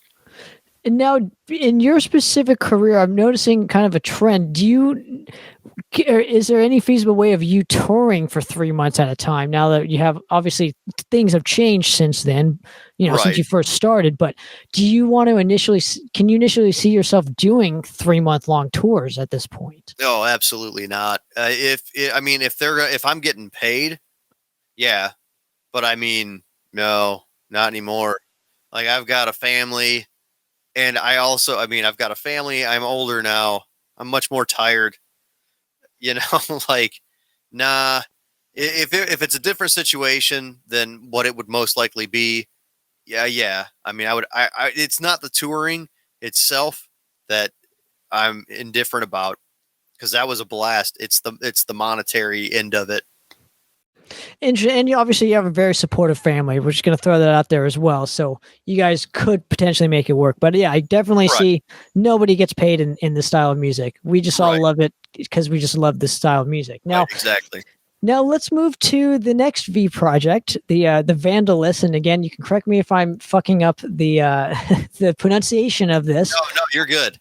Um, talk to me about the Outbreak record and your initial approach to this one compared to, again, around this time you're releasing record after record after record, year in and year out. So yeah, no, this is a fun one for me to talk about because I'm in the band, but they credit me as a studio musician, but I'm not on the album. huh? I don't understand it. Now, this isn't Sean's band. This is his brother's band, Jason's. So this is a hard year for me in 2019. I lose my best friend to suicide, and I'm on a 2-week vacation that I greatly need to decompress. And while I'm on that vacation, they'd mentioned that they wanted to do a record. I was excited to do a record. They send me the demos while I'm on the vacation. I can't learn them in time, and they track the record. I was still there for the tracking, and my brother did play drums on it. I don't know, because Steve, I don't know if he couldn't or didn't want to, but Jesse's basically in the band now, I think. But so I was just like, I don't know, like this is like Steve's. I complained to him. I said, Steve's under members, but he's not on the album. I'm not on the album, and I'm a member, but I'm not under members. It was real confusing. I don't know. They were just confused as to where to put me, but that was interesting to sit back and watch. All I did was drink all day, so that was kind of fun for me. I didn't have any stress on me, but Tim Holsinger, I think he helped out quite a bit with that one. He brought up like an SSL console, and there were some real neat things utilized in the studio that day. That was fun to see and be part of. But I didn't submit any songs to them. I didn't know what direction they wanted to go. I thought that I kind of thought they were headed towards like a Rat Dawkins sound, because the album before, Bad Disease, kind of had more of a sleaze kind of vibe to it. But this one had more like a 70s vibe to it. So I wouldn't have, I hadn't been in the band long enough either to feel comfortable, trying to get my own songs on the album. So Now, what is currently happening with this specific project, and when did you actually join? Oh man, I think I joined in 2019. They're still tracking. They just put an album out recently, but I left both Fanuc and Vandalist in 2020. Yeah. So things happened that were weird, and I don't know. It was a weird time for me. Anyways, a weird time for everybody. But it, I don't know. I couldn't focus. I will be honest, and I brought this up to all parties. My own music was suffering because of my being involved with Fanuc and Vandalist. I'm very focused on what's in front of me. I can't multitask. Kudos to these guys who can write 3 albums at the same time. I can't do that. I don't have the attention span for it. So if I'd start trying to work on material for any given project, and it'd be okay, here's some Fanuc stuff I got to learn. So I would all that stuff set off to the side, and the time I've allotted each day of the week goes to that band, goes to Fanuc or goes to Vandalist. And it just seemed like a right time to exit, because I wasn't able to track for Vindicator or Volcana. I wasn't able to do anything, and I really desperately wanted to get back into that. So I found myself needing to get out of that situation so I could focus on my own music. Makes sense to me, man. Dude, so you mentioned, and again, this is going to be a little bit tough to talk about, I realize, but can you walk me through the decision to actually make Brave New Holocaust with Violet Night? And I got to ask about the album cover because it's weird. And so, so Wayne and I used to have coffee once a week, every week almost. And because, he lived right down the road from where I live. that'd been a thing. I could get them out to my apartment like once a month, but when I moved right down the road, it was like we can do this more often, you know. And I like that adult time. I'm a stay-at-home mom, so you know what I mean. Like I don't get much adult interaction, you know. So it was nice having especially a close friend come over. We just have our vent sessions. We all complain about the same shit every week, but it was nice, man. It was therapeutic, and I don't know. I was feeling nostalgic one day, and I said, "What if we did a Violent Night record? What if we just went back and took that old material and spruced it up? You know, because obviously some of it was real immature and lyrically and riff wise, and I said, but here's the thing, man. I said, because he had sat back and watched me do everything that I had done. You know, he was in Vindicator initially and quit after 2 shows to focus on his life, and then watched us go to do and play all those shows with some of his heroes and stuff. And I wanted to kind of repay him, you know, because like, again, I wouldn't be where I am without him. So I said, what if we did this? I said, here's the thing though. I said, we got to do this a certain way. I said, you're responsible for talking to these individuals. I'm responsible for talking to these individuals.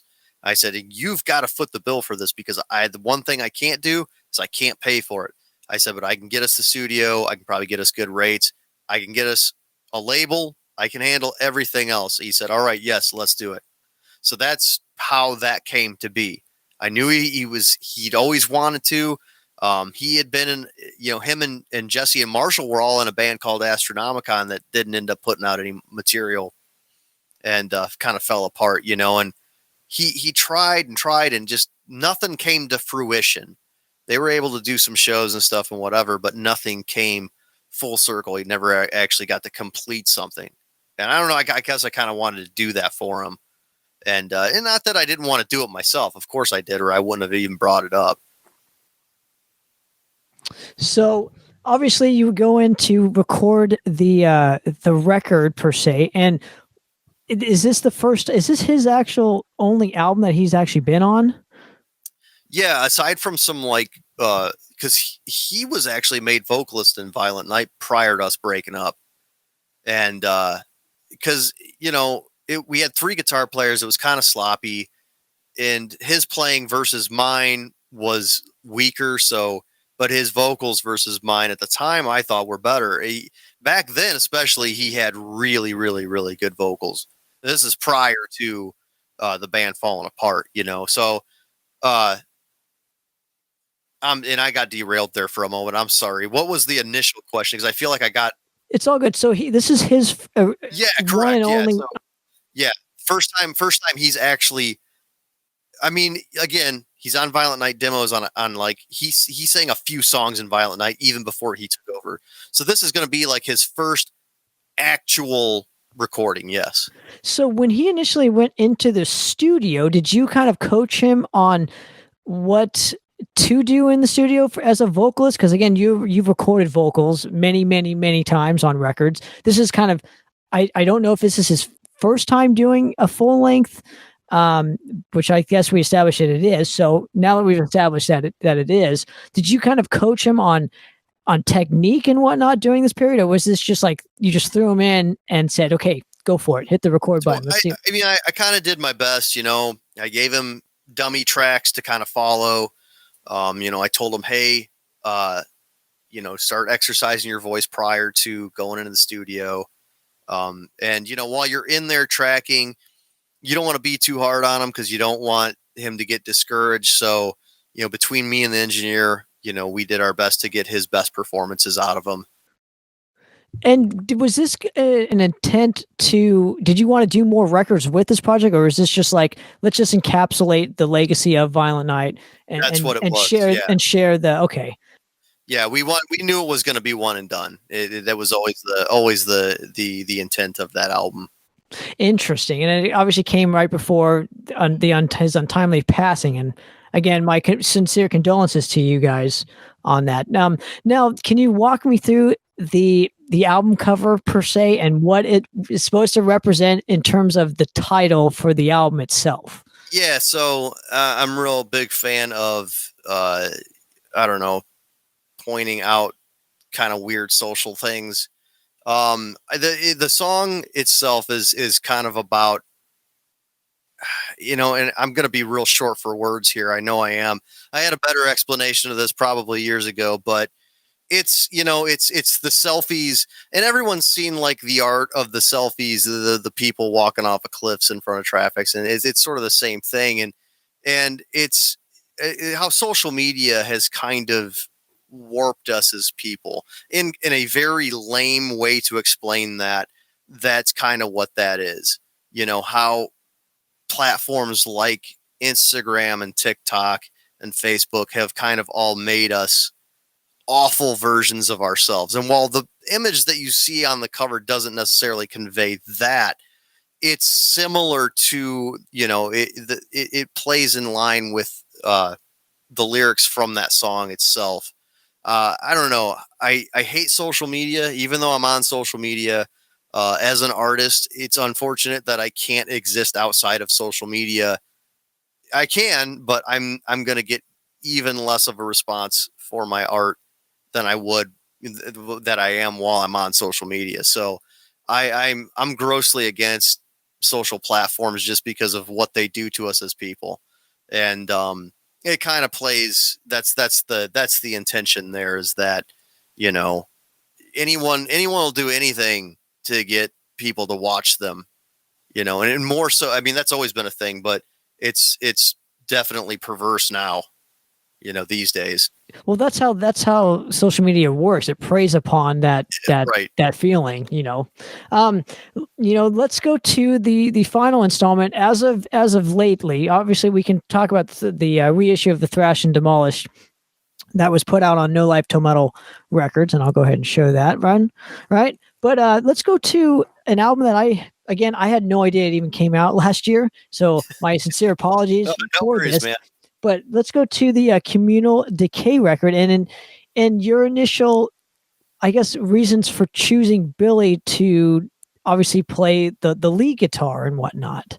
So Billy is like if you search Vindicator playthroughs, he's like the only person on YouTube you're going to find. And I would always be jealous. People be playing Warbringer songs and, Manic Ritual songs, and everybody's got somebody doing a playthrough of their stuff. He was like the only person doing them, and he was doing them good. Like he wasn't, and this is back in the day, and I'm like, man, this kid's good. And like 4 or 5 years ago, I hit him up. I FaceTimed him, and I was like, all right, man, I don't know if I'm going to do Vindicator anymore, but you're making me want to do it because you can actually play these James LaRue solos, which I didn't know was possible. Anyone else could do that besides like somebody like Jeff. And you seem to be really into it. I don't know. I just talked to him because he was a fan.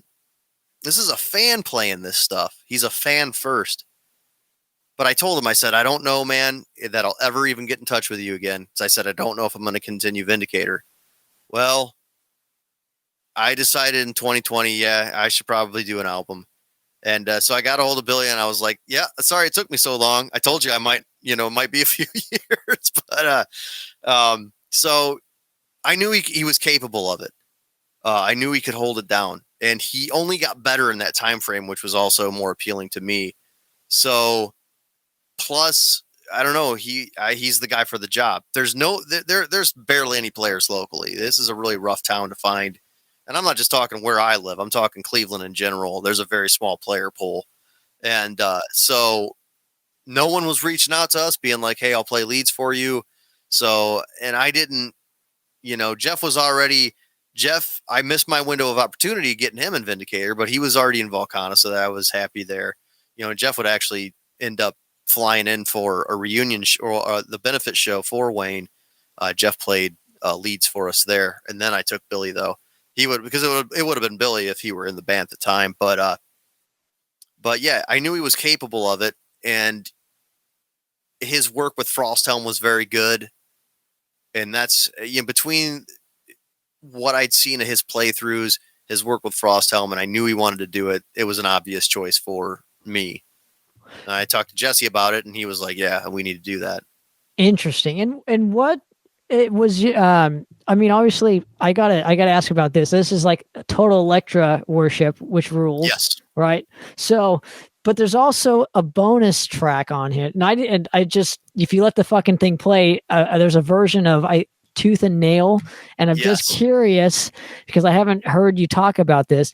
Your decisions for wanting to include Dawkins' Tooth and Nail as a cover, as a hidden cover on this specific record. So, also done at the same time as United We Fall.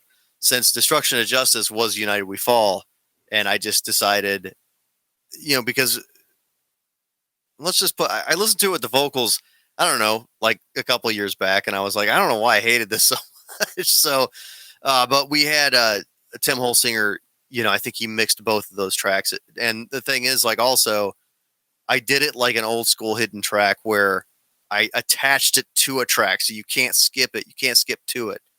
But no, that I don't know why we wanted to do that. Again, that's a 2012 decision. I don't know why we did that. I just thought it would be cool to do. But I mean, the leads you hear on Tooth and Nail are Billy. But Destruction of Justice, that's all 2012 lineup. James had never completed. It's James playing guitar on the whole thing, but he never did leads for it. And it's like, well, let's just throw some leads in there and we use it. Yeah, call it a day. I thought that would be fun. I love the track. So, and obviously, Spiders came from your Children of the Horn, right? That's where that specific one came from. So, what about that specific one made you want to at least save it from it being just I like? I liked what I did with Children of the Horn. It's real noisy. I did some real outlandish stuff, and I wrote that stuff and recorded it while rehearsing for Fanuc. So it's all like an E flat, I think, tuning, whereas Vindicator's D standard. And I don't know, I just wrote it and I was like, I thought the songs, because there's weird like piano songs, like weird soundy songs. I don't know what you would call them. I don't want to say that they're synthwave because they're not, but they're done with like synths and stuff and noises.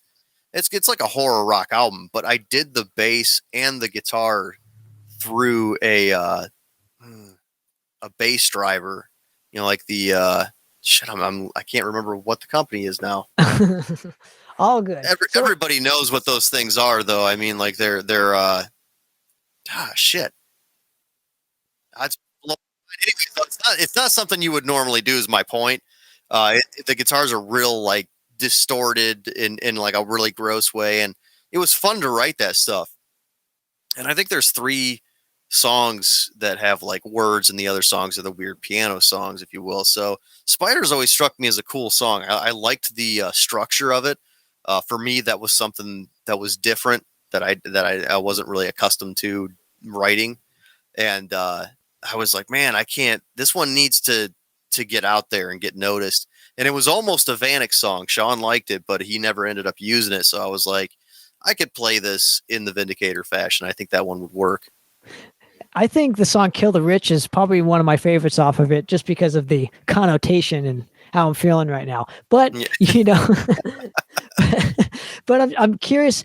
So when did you and Scott Waters and the No Life to Metal camp hook up? Did you know him from the Ultimatum days? Yeah. I knew him from Ultimatum.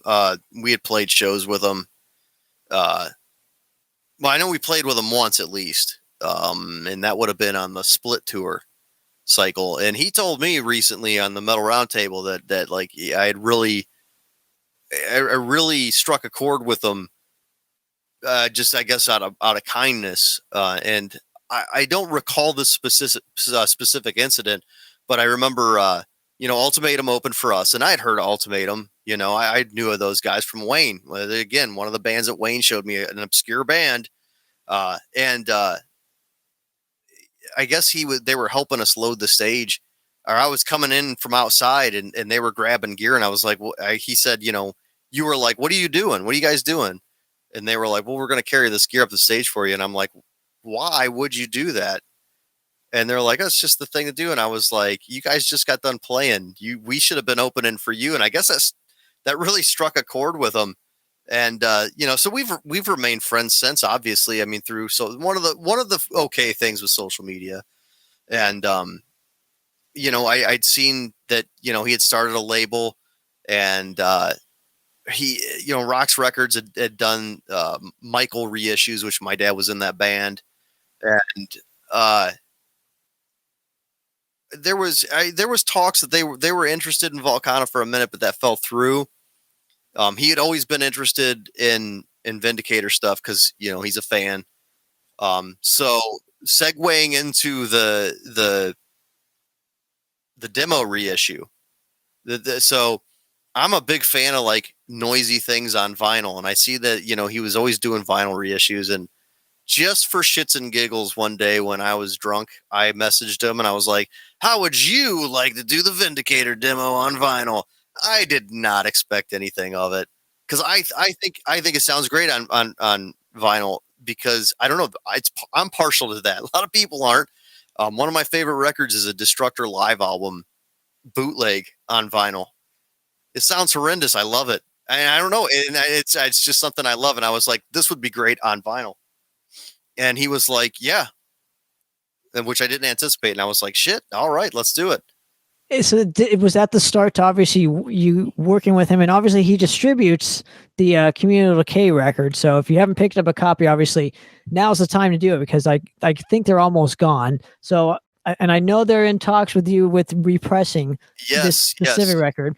Now, will you potentially want to work with them on a new Vindicator album? Is that even a thought in your mind? Or anyone that does me right, I try to keep close, so I wouldn't say no. I've always had this hope of doing something on a big label, but the older I get, the less I actually want to do that, just because I want the rights to my stuff. I want to be able to do things with my stuff later on down the road. So I mean, it's definitely crossed my mind. Now it's the new Vindicator record. Those are the challenges. There will be some, because we've got things we've got to do, and we've got riffs that we've got to use. I still have a few more things to say before I'm content. That's all I'm trying to do, is I'm just trying to get to a certain point in my career where I'm like, this one's good, I can shut this one down and do something else now. So well, I'm just going to throw this out there. No Life to Metal Records and Rocks Productions have done phenomenal for Madrost, which is the band obviously I play in. But yeah, they reissued everything, and it's been, I mean, that's a label where it's like, I can't thank them enough. So I'm just throwing it out there too. That's one benefit to having an indie label that really just supports the band. Because I'd much rather have that than be signed to this huge fucking label that doesn't give a shit about you, that can potentially shelve your record. My record could end up looking like one of those ones in the background there in your room, right? Where it's just a vault of just unreleased material. Exactly. So I'd much rather just work with somebody that gets it. Like, that's more important to me. So I know he's always been saying, "Oh, I want you guys to get signed to a bigger label," but I'm like, at the same time, I want to own my own stuff. I don't want to. I learned from you guys, Yeah. It's a hard lesson to learn, man. It really is. I mean, if you can work with a big label, just if it's a licensing deal where there's an out, good. Yeah, do it. By all means, do it. But if you're signing like work for hire shit, you're going to never get that stuff back. And then there's going to come a point in time where they just don't want to deal with you, much like, what I'm going through with Earache. I've been in talks with them to try to get the Antique Witcheries on vinyl for the better half of this year, which I know this year, well, I shouldn't say that, the better half of 6 or 7 months. And it took that long for them to tell me that I actually don't own my album and can't own my album. It took 6 or 7 years to get an answer from the label. And that includes like 3 or 4 presidents. Wow. Finally, this one got an answer for me. And this one's been responding to me here and there, but it's been tough, man. And that's just because I just want the thing on vinyl myself. I just want it for myself. It would get frustrating. It's frustrating for me to hear that. It's from hard, you as the artist that wants to do something with your stuff and you can't. It's sad to see the numbers. The most frustrating thing is that I see the numbers. The album's not making them any money, but they won't sell it. What's that about? It's literally bringing you no money, but you're not going to sell it back to me. Well, it's all about control. It's all about control. You know this. Right. They want to control everything. So, well, yeah, and I mean, I'm not the only earache band that can tell you how earache is. You know, I read one time it took Entombed to like 10 years to get a royalty check or something like that. Like, you know, and I mean, those numbers might be off, but it was something substantial, and it was Entombed, and it was in like a metal mag. And I was like, wow, that sounds awful. And now I'm part of that family. In closing, Vic, I want to thank you for coming on and giving me a couple hours of your time to do this. I really, really enjoyed talking with you. Hopefully we can do this again sometime. Yeah, absolutely. And I can help promote in any way that I can. And maybe one day we'll play together. Who knows? But, yeah, you know, in closing, where can people support Vindicator the most? Do you like to send them to the labels that carry your stuff, or do you like to send them to your Bandcamp? Where are the places that you would like the fans to support you guys? I mean, always check the Bandcamp. You know, that's where we get the most out of all of our stuff. But if you can't find releases there, you know, oftentimes check Storm Spell Records or Rocks Records. You know, both of them have things that we've had or have. You know, I know it's difficult for people to pull the trigger internationally. I don't know if Storm Spell or Rocks can offer better shipping. I'm sure they can, because they move, you know, more volume than a single band does. But yeah, man, you know, vindicator.bandcamp.com or Rocks Records or Storm Spell. I mean, usually, I mean, sometimes even through those places, you can find maybe your favorite distro has them, you know, check Hell's Headbangers, or I don't know if the End is still a thing. They used to carry our stuff sometimes. But yeah, for right now, I mean, we sold out of, you know, Communal Decay. So the only place, I don't know if Storm Spell still has any copies.